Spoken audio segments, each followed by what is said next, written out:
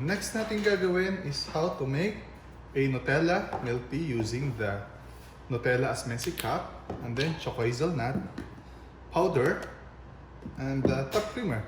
Simple na po, same process po. For 16 ounce, we need is 200 ml of tea base. 3 scoops po ng choco hazelnut powder. Choco hazelnut powder is the same taste as Nutella.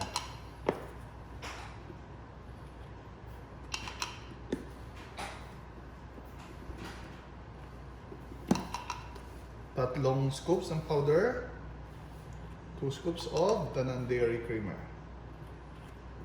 Okay po. And then we dissolve it.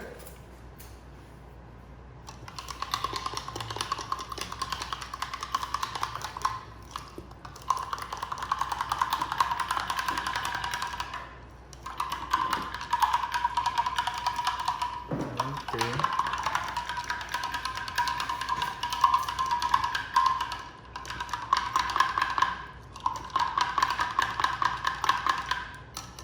Once dissolved, so kuha na po tayo ng cup.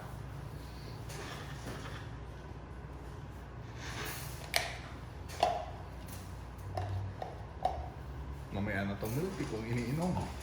I'm also drinking the milk tea that I'm making. So, we're gonna make messy cup. Okay, si Nutella pala, since galing sa ref, medyo matigas, hindi siya kaaya-aya. Since galing siya sa ref, matigas siya. Dapat hindi siya galing sa ref pag gagamitin para mas malambot siya. Ipang-mess sa cup. Okay. Medyo nagdidigmaan pa. Okay.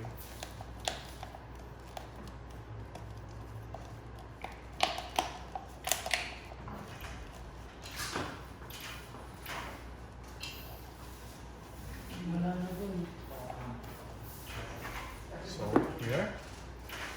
Okay, bigyan natin siya na tapioca.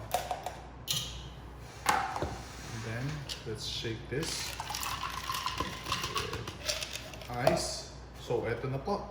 Nag-mess po ako ng Nutella. Yun po ang ginamit natin, kapwaling, si Nutella. So, para po mas, we can claim the brand.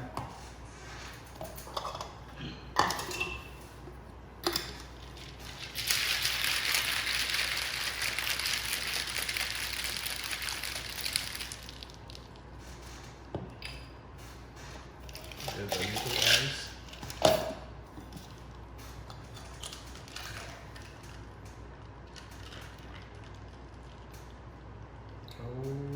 Okay. So, this is the Nutella milk tea. Okay? Kung gusto niyo naman pong mag-add ng mas maganda for aesthetics, sa visuals, pwede po kung mas konti po yung inyong ice na nilalagay. What we can do, pwede nating bawasan yung ice. Oh, nagkalat. Para mas gumanda po yung kanyang presentation, since brown po siya, mas presentable po siya with something white. So, eto po, gumawa tayo kanina ng milk foam. Pwede nating ilagay sa kanyang unta.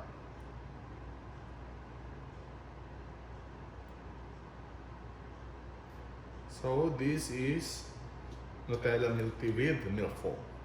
Ito na po siya. Yes. Pwede rin po tayo mag-add ng something green like mint leaves or basil leaves on top of this drink. Napakasarap po nito.